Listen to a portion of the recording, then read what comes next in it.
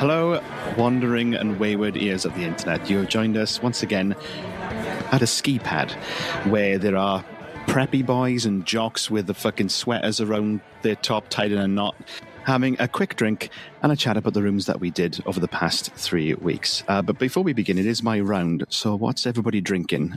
So I've got this little red wine, a Merlot, I believe. I can't remember what the label said, but I got it on a little certain wine subscription that another podcast gave me a voucher code to. Ooh, so chin chin. Good. We need to get in on that. Chin. Podcast Cross Polar Wine Nation. I like it. It is really nice glass. as well.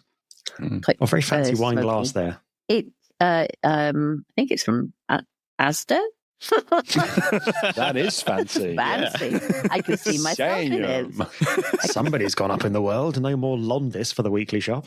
You can see like that is crystal clear. Look at that. It's like it's like there we go. That's better. Like a I sparkle. can now see my own face reflected in both your glasses and your wine glass, Bailey. That is a weird and that moment for messed me. up my focus. Yes. There we go. And hi, I'm John, and I'm going to order a double Buffalo Trace on the rocks. Thank you. And I do also hear that this pub happens to sell 6-month-old bourbon creams. So I'm going to have a packet of those too. And don't worry, guys, I'm going to share them. If I can open the fucking, you bastard. But luckily, the next that you made. you're in a French. separate room tonight, John. I'm getting the knife. Right, here we go. This is going Well, to you're gonna end end it. well. Oh my God, John! So John's pulled out a Stanley knife to cut open a back of bourbons. Other brands are available. There we go. Got my bourbons. Oh, the crumb. Oh, not on the keyboard. Good Lord. Mike, what are you drinking? Mike, yeah, save us. Well, I mean, some of the tears rolling down the side of my face have gone into my mouth, so I suppose I'm technically drinking those, but I'm also drinking a lovely whiskey and ginger, which is in this case a Penderyn single malt. This is their You're right there, Emma. Yeah, sorry. Is it still smooth, that Merlot, or is it starting to fight back? It's like a little smoky edge to it, and it just catches the back of your throat if you don't swallow it. I don't normally properly. associate that with a Merlot. I don't. It might not be a Merlot. I think it might be a Merlot grape, but it's not a Merlot. I can't remember. Are you sure it's wine that you've got there? It came out of a wine bottle shape. Okay. I don't want to worry. It's just that they've started selling gravy in beer tins in Tesco's. Oh my God. One day I'm going to buy one by accident. Well, that wouldn't be that bad. Like that, I could drink gravy. It'd be lovely. Cold raw gravy. Oh, Maybe not. Oh, You could Not move raw to Yorkshire with an gravy, attitude like that. cold gravy. that sounds There's a company horrible. that makes gravy beer. Anyway, sorry, so I'm drinking a single malt with ginger. It's Penderyn Madeira cask, and it's very, very tasty. And Penderyn is still, I think, my It's the favourite best. single malt. Totally. Ooh. Yeah, Which is why you're mixing it and not drinking it straight. The reason I am mixing it is because I need the sugar to stay awake and the ginger to stop my voice getting even lower and more craggly as this disease starts to erode me. And also because I ravaged my throat yesterday doing the Ronald Reagan voice. Oh no! Doing the what? Doing the Ronald Reagan voice. Oh, right. You know when you do a stupid voice so much that you go to bed and you can taste blood a little bit? Oh my God. That's what happened. That's Nightly. dedication to your craft. That's desiccation to your craft. We are. That's very good. As the And, coconut said to That's the a very Yeah. technical gag. And speaking of drinking sugar, hello, I'm Jamie Gibbs, and coming at you this week with a delicious mead that was being gifted to me lovely by the Hive Mind Brewery. Thank you so much. It is a sparkling peach iced tea flavored mead. I'm just going to open it up. It's summer in a bottle. Oh, wow. I have That's no idea. incredible. I have no idea what it's going to be like. We'll see. It is summer in a bottle. It is sweet. I like peach iced tea anyway. Like Lipton's one of my favorite thirst quenching drinks. But that plus fizzy and boozy, so it ticks all of my boxes. I am ordering very much. some now. That looks and sounds incredible. They do like a small batch series. So there's like only a small. This is number the of bit bottles where they've a done. real podcast would drop in the discount code. We have no discount code. Yeah, No, they just sent me bottles of mead and said, "Drink that and talk about it." Okay, I will. Oh. Do they What did you actually? say? Yes, it's part of the small batch series of meads that they do. They just release random flavors every now and again. The newest one they've got, which is on my Christmas list, is called One Step Closer to the Hedge, as a good little tribute to Linkin Park. That's such a good title for. Oh my god! I think what's happening there is at the end of each, cycle of brewing, they're scraping out the bottom of the vat, going, "What can we brand this as? Oh yeah, this is a new small batch." Oh, ye of little faith. Oh, that's it's kind of negativity is why we don't get millennials. sponsors. Me of no faith. But if this is the bottom of the barrel and it tastes this good, then the rest of it's going to be even better. So I'm happy with it. Imagine what the top is like. I think I need It could to give be a lid. Oh, Sorry. I think I need to give mead another go because yes. I tried it like 12 years ago and I don't think it was particularly good mead. You shouldn't have been drinking mead when you were 15, baby. Oh, John. Oh, Such a flatterer. yeah. There's so many flavors of mead. Take the chances when they're there. Ridiculous. Last month, I had a mead that was strawberry cheesecake flavored. So it's ridiculous the variety you can get. So definitely give it another go. I can give you several recommendations. It wasn't strawberry cheesecake flavored. They wrote that on the bottle. They did not. There is no element of strawberry cheesecake in that mead. There Could be just cheese in isn't. it. No, John, there isn't. John, we've been proved wrong before. The Yorkshire pudding beer. They literally sent us a video of them throwing sacks of Yorkshire puddings into beer. Really? Did they send us the beer? I ask you. And we're still promoting it. The gauntlet has been thrown. Yorkshire Beer Company. Evidence has been presented. This is you and crisps all over again. This One is me person and sends you crisps a all crate over of again. crisps, and the next thing you know, you're like, I don't know. I've heard of Cadbury's chocolate, but I've never fucking seen any. I mean, it worked the first time. John denies the existence of something and then gets free shit off the back of it. It's something we should all try. Yeah. See, if only this worked with like crypto, which isn't real. Gold bullion. I prefer your strategy, Jamie, of just being kind of a person literally powered by this. Whoa! Oh my god! Yeah, you're like yin and yang.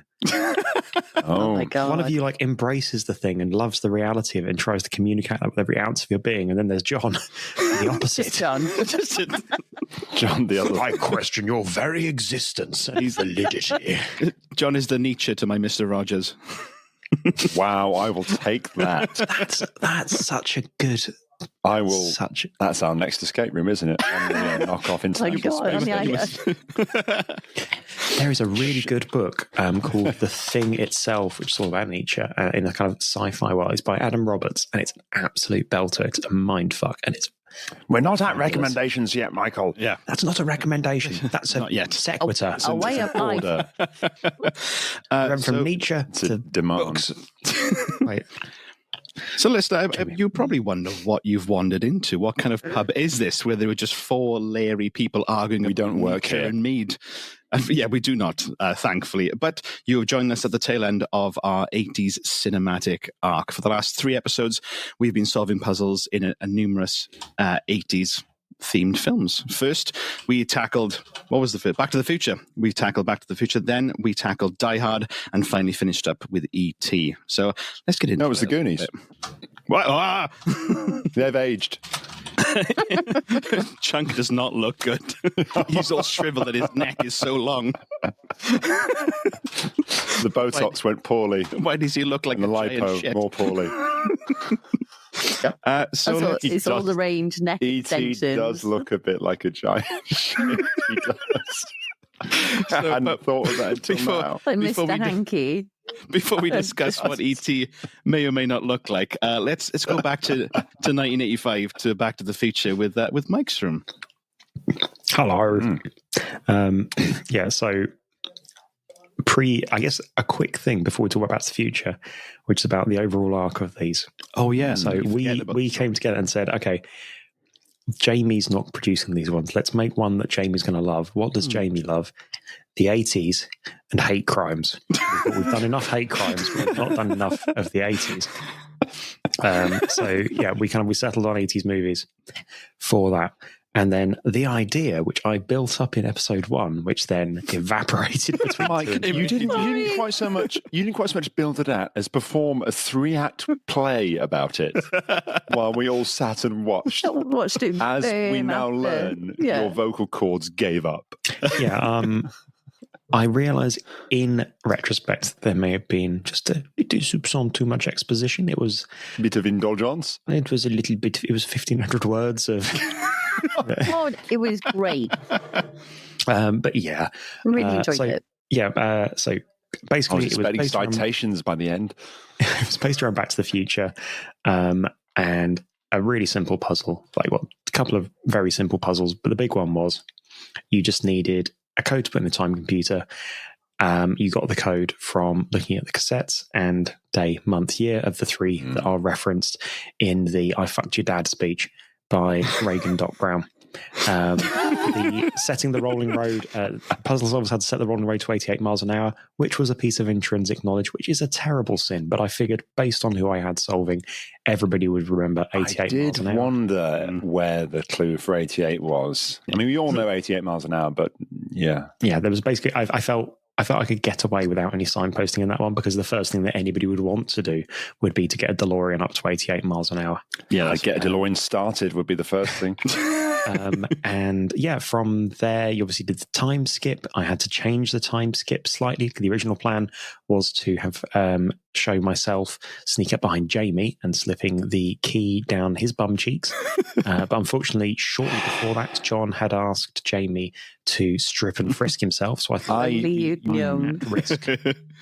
So I had to slip them into John's very well-worn bum cheeks. You could have taken the man's way out and admitted defeat to my genius in that moment, but you cheated. I did, yes, but mostly because it would have broken the entire rest of the puzzle and meant that you couldn't get the skip ads button, which at the time would have saved cinema. It's now long forgotten, of course. The art has collapsed around me. Basically, it was all building up towards skip ads, which I would have telegraphed more, but I thought, I'm going to put like a little thing in here. Like, there's a lot of ways that they can potentially like reach this conclusion. But just to make it blindingly obvious without actively writing it on my own forehead, I gave them all of the letters of SKIEADS. Not a space. Not a space. Not a space. Again, in the context of how do we save cinema. Then criticise my room later for errant capitalisation of verbs. I feel like we criticised it. We were looking for clues. We were Scooby-Dooing that shit. Out of trauma. Even if you did write it on your head, Mike, I think it was clear from that episode that we still wouldn't have gotten it, because even when it was written in front of me, all I could see was the word ski pads. I could not see anything else. Any other word. For the edit of that one to find out who was the first one to say ski pads, and in doing so, fix the idea in everybody else's head. I think it might have. Always have been. It's just that we're all taking collective responsibility for this. We have transcripts of this now, so we can easily find out. Excellent. I really want to know. But yeah, so what went well, what didn't go well? From my perspective, what went well was you solved it. That's always good. You solved the important bit. It took you a little bit longer than I'd like to remember that there was another cassette that I'd mentioned, which was in the camera, but there was a kind of a nice aha moment in there. And I loved that you got the two aha moments. That really made me smile. And Bailey, I think I want to say you got both of them actually, which really like the DMY, and you went, she and then there was suddenly just like a. I'm so sad. And I loved, John, that you actually asked to look inside the cassette boxes. I was being very careful with the language around that. I was half expecting you guys to not, so that was lovely. And I thought, of course, now they're used to opening and like looking for the cassettes, but then there wasn't the join up for that. But yeah, other than that, and apart from fucking ski pads. Generally quite chuffed with the room. I enjoyed doing Ronald Reagan's silly voice. I wish I'd tied up the back end of the room slightly better. That was my reflection on what the room was and how it went. I tried to keep it simple and still fucked it. I think of this of the three rooms we did, this was probably the closest resembling the original brief that we came up with. Yeah, this sort of 80s black and white cinema. A brief that dissolved and then dissolved further as we progressed. Can you keep dissolving? I don't know. Let's try one day.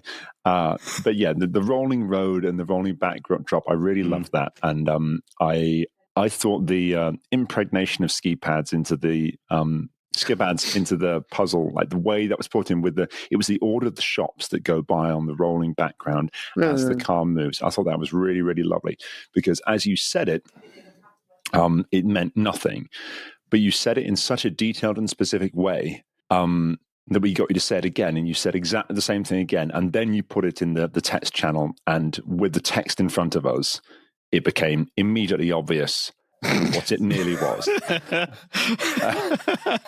Yeah. So he then lays it into that. Yeah, so in retrospect, you could have you've named the first 4 shops and then say there's a burnt out husk where a shop used to be, and then the last 3, and that would act as our space. Yeah, Yes, so what we're saying is this was your fault. I mean, it genuinely was as well because that made it in at the very end. Originally, there was just going to be some exposition to be like, you can use this to skip adverts because ultimately, I just have massive beef with adverts. Oh, we got that. We got that when you dropped the room, dropped character, and just had a 4-minute rant about ads at the end of it, whilst we were busy having our hands in our head in our hands. Crying. This is what it's like from the outside. Yeah, and we're like, oh, he's still going. He's still going. Oh my god, this is my Alexa moment. Ironically, he has ranted about ads for longer than a normal ad break. but not longer than a normal cinema ad thing, which would last up to 20 minutes. Fucking hour. I remember to go and see Castaway in the cinema, and I ate all my snacks, and I had quite a few because I was 12 or something, and I had a cornetto, bag of Malteser, everything went, and the film hadn't even started. Sounds delicious. It was great. I didn't whale of a time. I was just hungry for the rest of the film. I love snacks. I'm a very big fan of Back to the Future, so all the little details for that were really, really fun for me. And I really appreciate that you did an 80s themed set of rooms just for Weird Old Me, which was very, very much appreciated.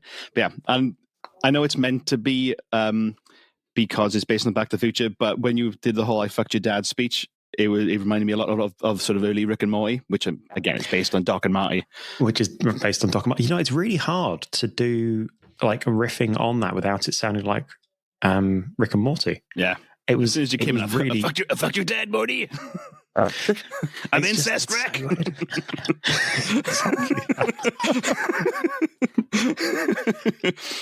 But yeah, I mean, I could have slipped in loads of trivia on the movie because there's so much cool stuff around that, just like around the production, all the little bits and pieces. Michael J. Fox is a really interesting person in and of himself. But I thought I'll just try and stick. Basically, I thought every time I add information into these things, people get lost in the weeds, as shown by me really stupidly adding in some jackets for you guys to wear. Which we then destroyed. We then ripped them to pieces in a fit of paranoia. Imagine a real life escape room if you did that. You get some like jackets and stuff and hats, and one of the first things you do as soon as you get stuck is to destroy them. I just know that Jamie likes to put something on. I love the way things enjoy. And I did. I wore it as soon as we got in. I said the challenge we got with that particular room as well, because I think it was the only one of the 3 that really embraced the backlot. This is a movie set vibe. The other 2 felt more like you were in the movie itself. But the challenge with that is that it's difficult to get a sense of what can I interact with, what's real. Like, is there like I think we were trying to like look behind the backdrop and things like that. Is like, what's the edges of this space that I'm in? Where are the walls? Yeah. Well, I liked that it embraced the facade of movie making in a really charming way. You had your camera on its tripod and you had your rolling things, and I don't know, I liked that. Like at one point, I was so annoyed that this went nowhere. At one point, I had an idea, or maybe something's on the rolling road, but we haven't moved it yet, so we can't see it. Oh yeah. Which I thought was very clever, and of course went absolutely nowhere. But would have been a good thing. Wish I put it in. But it's like having an environment that's interactive in that very, very specific and very physical way. Yes. So after solving the Back to the Future room with some ski pads, we were then chased out by a cyber yeti into Nakatomi Plaza, which was Emma's room. Yeah, I think just to paraphrase James Acaster, made an escape room, had a breakdown. Bon appetit.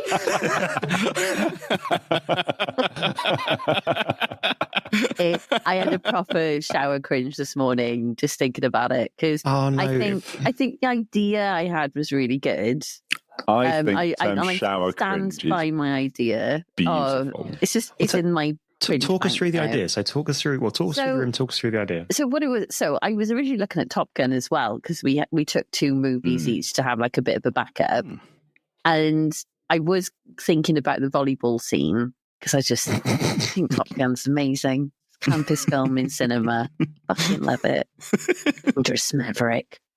It's brilliant. Brilliant.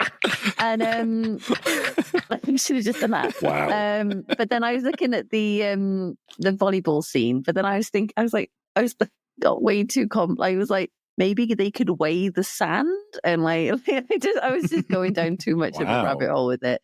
And I got chatting to one of the guys that works at the coffee shop where I live, and he like read my notes. He was like, "What's happening here?" I was like, "Oh," and he explained. He was like, "Oh, Die Hard. Oh, you could do something with walkie-talkies." And I was like, "That's so much better." So then I went with the walkie-talkie, and I kind of was going through like where it could be, and then I got the idea that the person on the other end of the walkie-talkie could be Bill Clay, or aka Hans Gruber. But then it was trying to work out like kind of had Hans Gruber like just jumped off the page, or which I kind of went with, I suppose. But I just like the idea of the double cross, but and the puzzles in these, which were ridiculously simple. I should have put a lot more time, but also like it's been years since I've done a puzzle, and I've birthed a baby, and my head is a bit. Some might say the ultimate puzzle. Yeah, no, like I've assembled a human. I did. Do I win now? No. You. So The world's best games master. Several years ago, we all ever do. Several years ago, No Such Thing as a Fish tweeted us saying "Escape the Womb" as an episode, and we still haven't done it. I think because we haven't been brave enough. Well, I'd be careful. The time has come. But we've all well. That is a loaded subject. It is, yeah. It's sensitive case subjects, but So, what was I talking about? So I should have made. I think the idea was like for like the escape room itself would be fairly simple. It's getting to the end point and whether you give the code to Bill Clay or not, but I didn't put enough exposition. I didn't have enough hints or whatever it was needed, and that was the problem. I think it just went. And then I also forgot about the brief of Savings Cinema. It was all great, but apart from that, everything was great.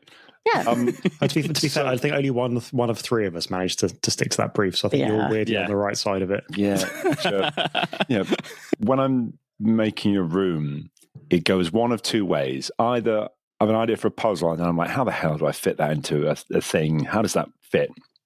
Or I get this like theme-led thing that happens where I go, oh, wouldn't it be cool if this happened? And then if that happened, and then this happened. And then partway through that process, if I'm having a good day, I will sort of step back and go, there's no puzzle here. This is just a series of things happening. Oh, bugger.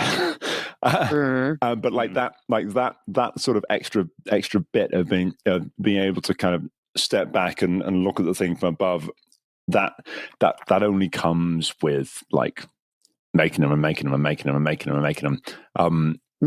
think it was definitely kind of like a puzzle that you would have done when I last did it. No.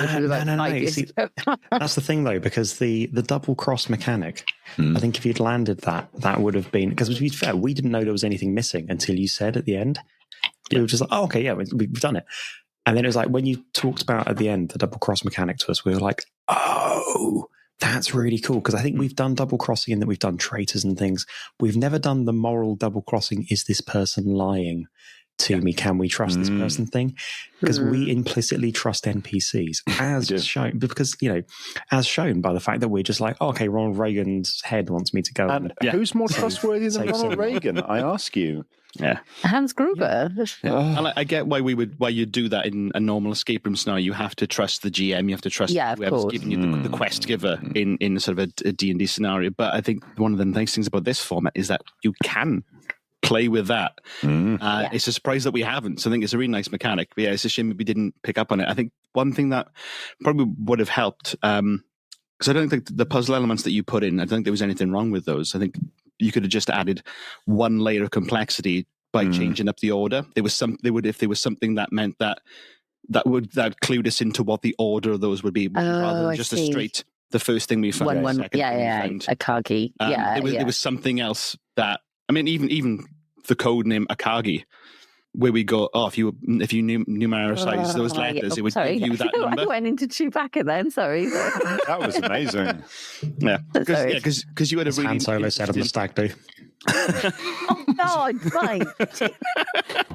Yeah, because you had a really interesting bit of trivia that they spelled out Akagi, but that could have been the puzzle mechanic. And that's the thing. I think I should have not relied on people's knowledge of the film, which I think I did too much as well. I think it was fine. No, that was kind of the joy of doing it for the 80s films, though, because there are little bits of implicit knowledge that you can cheekily go for, because so many of it is so much of it is parodied, baked in, isn't it?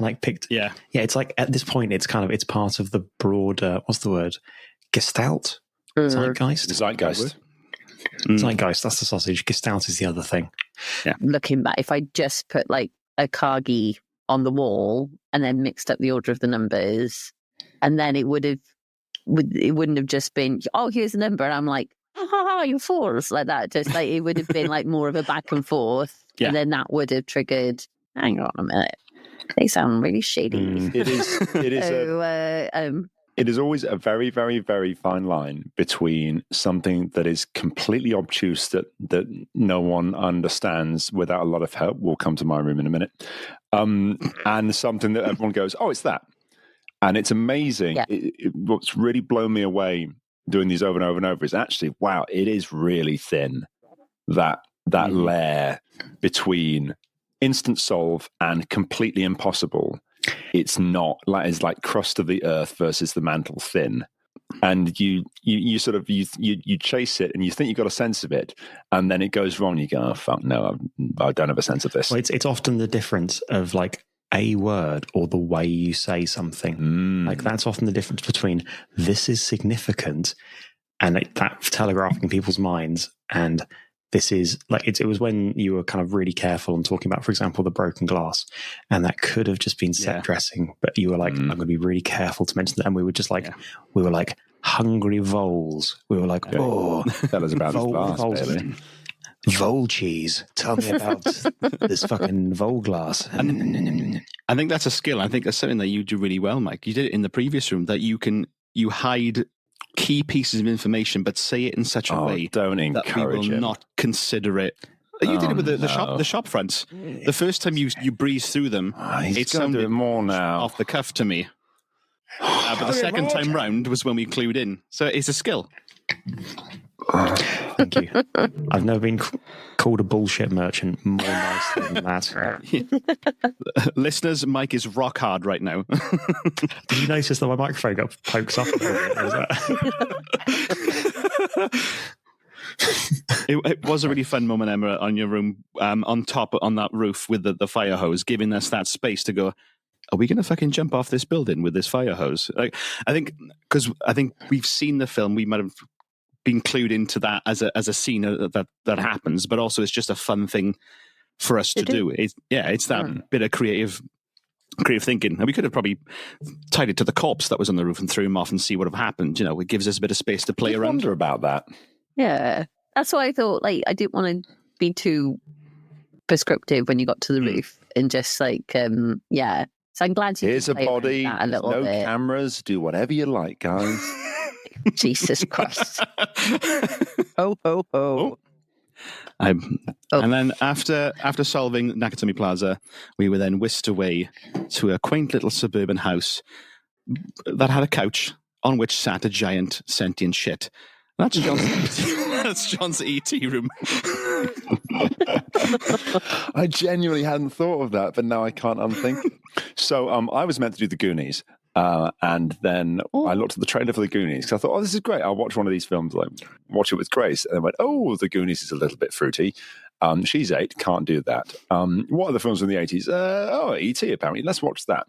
And I didn't realize how brilliant a film E.T. is. Oh my goodness, it is such a tight movie. It is less than 2 hours long, and the script has so little in it. It's so economical with the words that people use and how much they speak, and it's brilliant. I really, really loved it. For the first hour and 16 minutes of that film, apart from the mother, you do not see an adult's face ever. Ooh. Wow, really? Yeah. That's cool. And much of the movie, I did find this stuff on trivia websites. I'm not like a massive film buff, but much of the movie is filmed from a child's perspective. So all of the camera angles are really low for most of the film. It's super cool. Yeah. Loads of Probably really explain why simple. E.T. terrified me as a child. Yes, he looks massive. Lots of really simple, just in retrospect, obvious stuff that really gives the film this lovely kind of simple flavor. It's great. We had a wonderful. That's why Spielberg is the big bucks. Mm-hmm. Yeah. He knows. And they were thinking about doing a sequel, but in the end, he and the screenwriter Melissa Matheson kind of shook on not doing one because they had several ideas. None of them went anywhere. And they decided not to, which is how it ought to be. Yeah, if you had a great film, Moana, please take a look at yourself.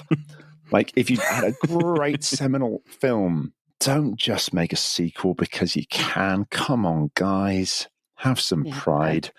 Unless it's going straight to VHS. Like the Lion King sequels, which were fucking boss, and the Aladdin sequels, which were even better. Oh my God. Return of Jafar. My days. I do not know these movies. So the room itself, yes, you were in the living room with a big glass wall halfway across it, dividing you from E.T. on the couch.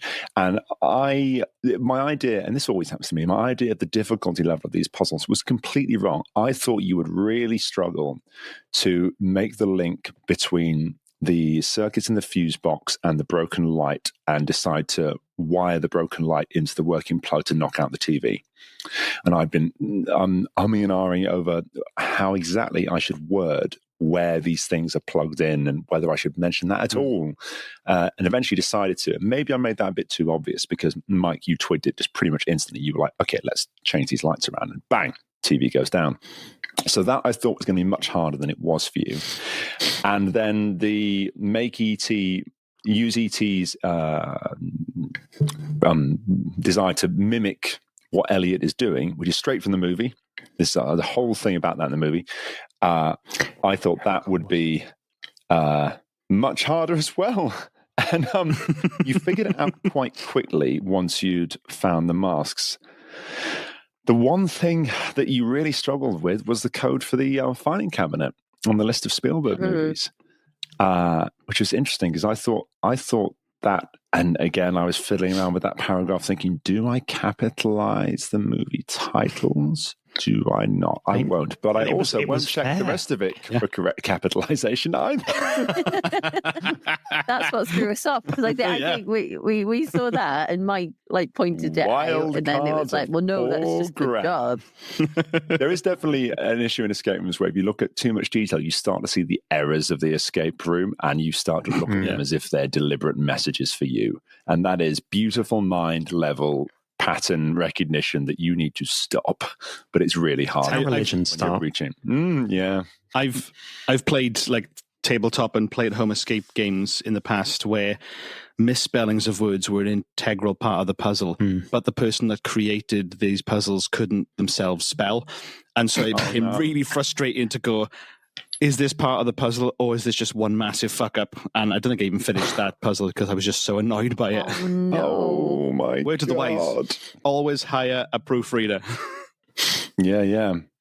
I had 2. Why stop at 1? Yeah. There were 2 things that threw me about that code. I think the one, I think having the list of years next to the films, because I was so focused on the years, because dates are always important in escape rooms, but how we smushed that into a 5-digit code, it was when you clued us in that without that.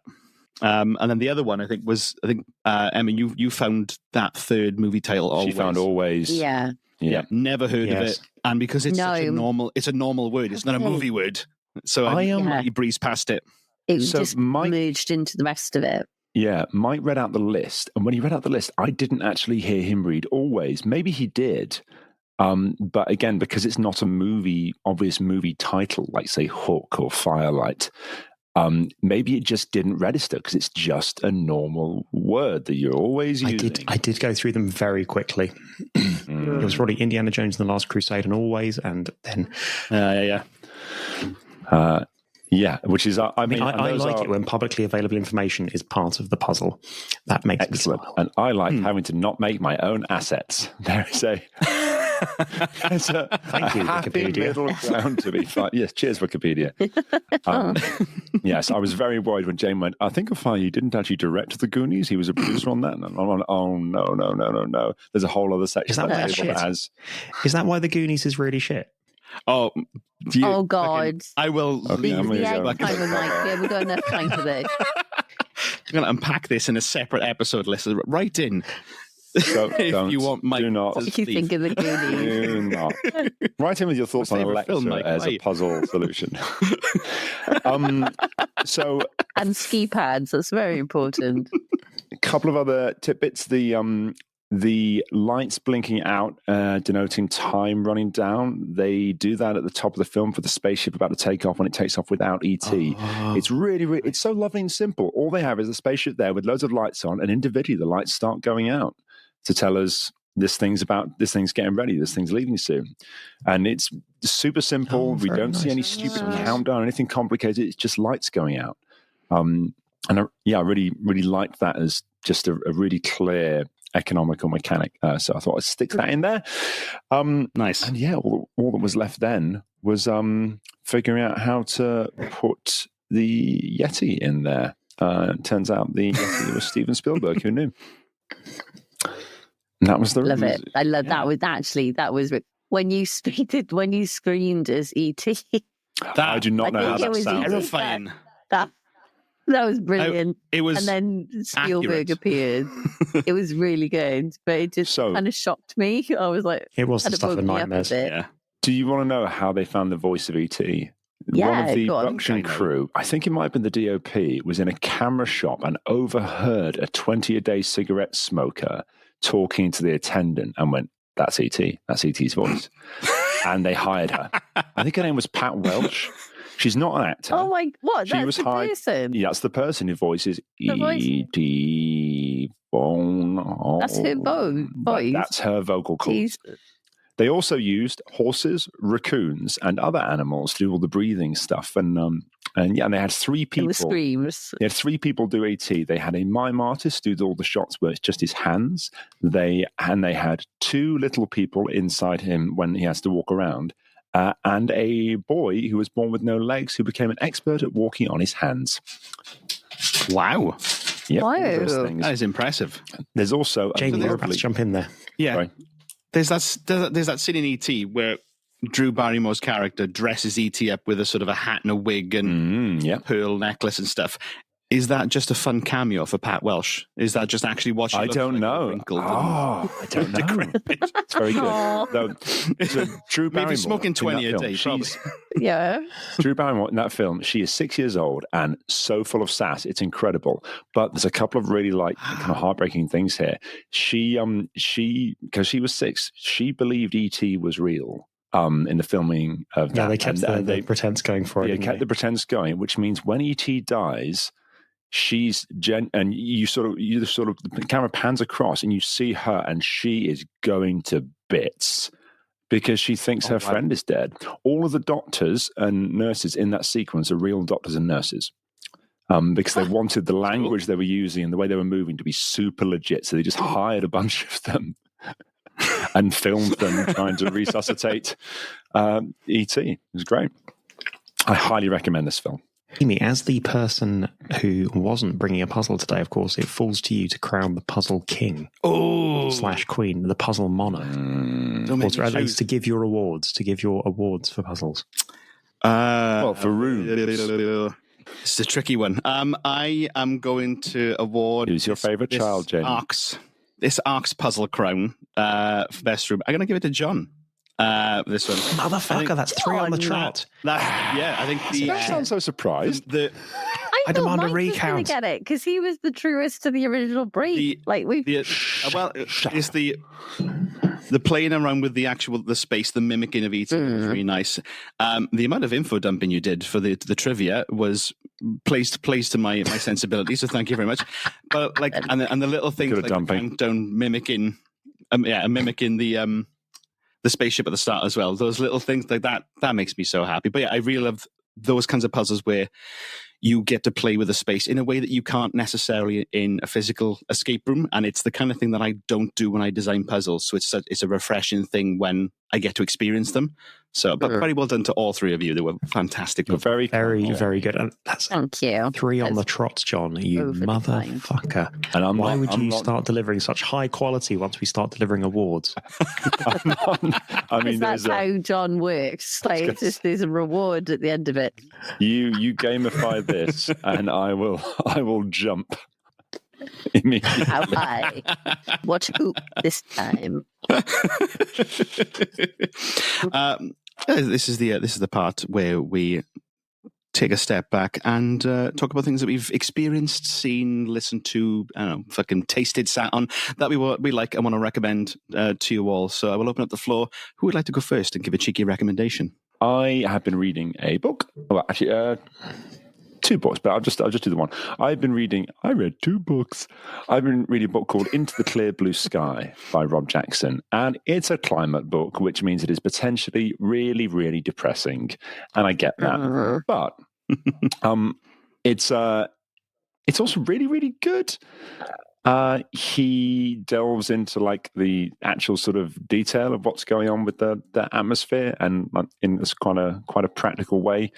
And focuses pretty much like a laser on stuff that could be achieved within his lifetime sensibly.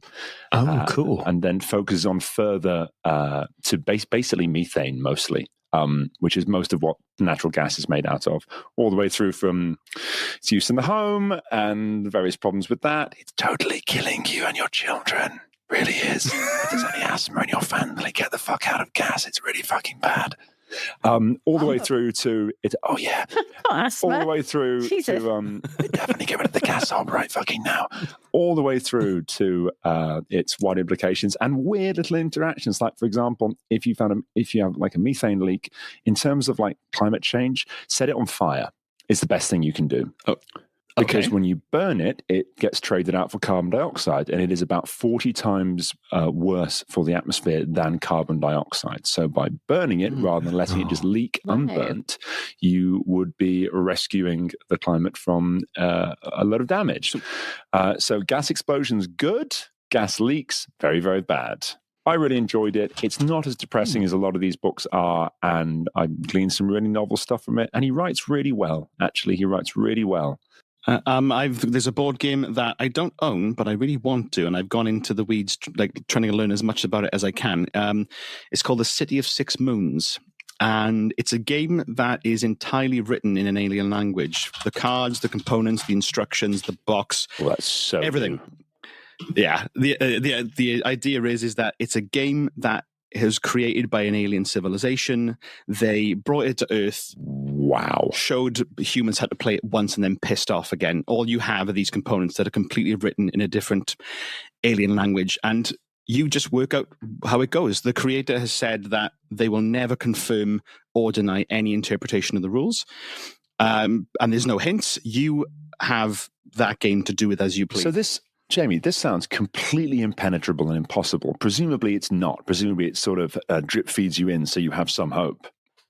As far as I can tell, yeah, there's some clues at the very beginning, but a lot of it is down to just your interpretation of how things are. So a lot of the the rulebook is very diagrammatic in how you set it up and how turns are done.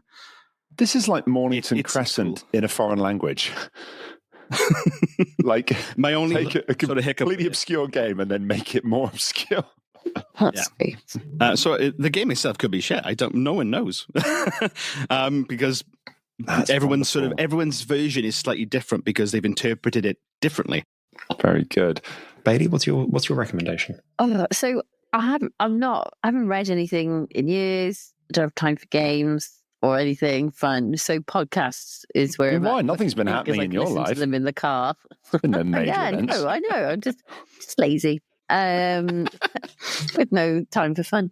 But yeah, so I've been listening to. Well, I've got a few podcasts, but I've mentioned them already when I've previously been on, I think. The most recent one is The Rest is Entertainment. I don't know if this has been mentioned. It's Richard Osman and Marina Hyde.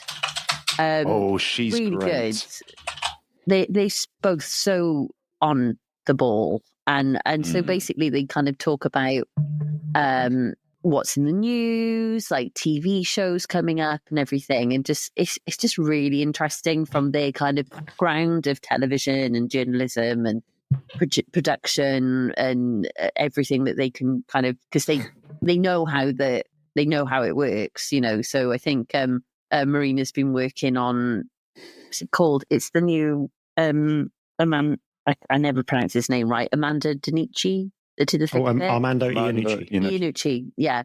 And this is new. It's based off the Marvel franchise. That's what it's called, the franchise. Oh yes, and I've heard really good things about that. Yeah, so she's kind of, they know how kind of the industry works and that kind of thing. Like their episodes cover like 3 different topics. And one of the episodes covered Boris Johnson's recent memoir that he wrote, and they really don't like him. And it was really great to listen to. But Richard Osman knows like kind of how it works. Obviously, he's an author, so it's just like with the advances, it's really interesting. So I'm enjoying that at the moment. I came in with one recommendation, but I'll slip a cheeky second in while I'm here. One quick recommendation is it's a game again.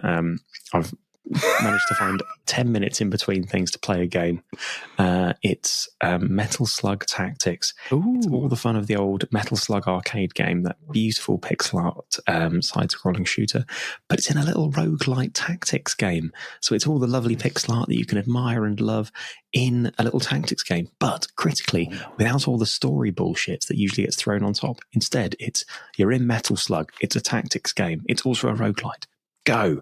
Lovely pixels, doing pixel stuff. And my second recommendation, prompted by Jamie throwing in his cool game recommendation, is for Escape the Dark Sector, which is one of my favourite games of all time. I got the Kickstarter edition with all the expansions a few years ago. I'm still it's one that I bust out every single game night. I love it, and I have it pre-queued up. I have a game day booked in while Hayley's at childcare for the day after my birthday. So we've got a game day, me, Laura, Dom and Anna booked in together. And I'm going to bust out Escape the Dark Sector, and I absolutely cannot wait. It's a wonderful kind of Peter Jackson, choose your own adventure style thing. It's new every time you do it. Bailey, we've played it, you, me and Alan. Was that when you were over here? Yeah. Yeah. Oh, it's great. Yeah. It's great fun. Jamie, have you played it? I've never played it, but I really want to. It sounds really fun. Oh my God. Well, I could bring it up at Christmas, Jamie. Yeah. We could have a little game then. Absolutely. And it's an absolute thunderer. It's a 10 out of 10 recommendation. Not quite fun for all the family, but definitely fun for all the nerds. I'm sold. Yes, please. So we'll put all the links to those various recommendations in the show notes for you to enjoy yourselves. But I do believe, dear listeners, that it is time for us to leave the ski pad because those jocks are looking mighty jockish, and they're going to try and smash us nerds for by jocks. Keeping on the sporty Americans, not Scottish people. Oh no, we got both kinds. We serve all sorts. Oh no, sporty Scottish people. Oh no, they're using Mike's drill bits to drill the holes and peepholes. They've got golf wear. No, it's the guys who are really good at caber toss in high school. Well, a certain kind of toss, anyway. Wow. Let's play hide the pick. This will serve you well in St Andrews when you're wanking off a future Prime Minister. And on that, grip my 3-wood. And we shall saunter out before things get a little bit too rowdy. But I do believe there is a late night sushi bar, so I will saunter off to that, and you are welcome to join me. Sounds delicious. Thank you very much for listening. Your solvers today have been Mike, John, Emma, and myself, Jamie. And don't forget, you can subscribe to us on all your podcast feeds of choice. We're on Apple Podcasts, Spotify, all the places where you get audio loveliness plugged directly into your ear holes, and also on the website, theinfiniteescaperoom.com. Also, come say hi to us on social media on Facebook, Instagram, and Blue Sky at The Infinite Escape Room, and also join our Patreon if you are so willing to join the inner sanctum and get all the cool shit we don't show to the common folk. That's patreon.com/The Infinite Escape Room. Join us next week where we are escaping from the AliExpress International Space Station. That's going to be interesting. We're going to try and plan that one. We love you lots, and we'll see you next week on The Infinite Escape Room. Bye-bye. Bye. Bye-bye.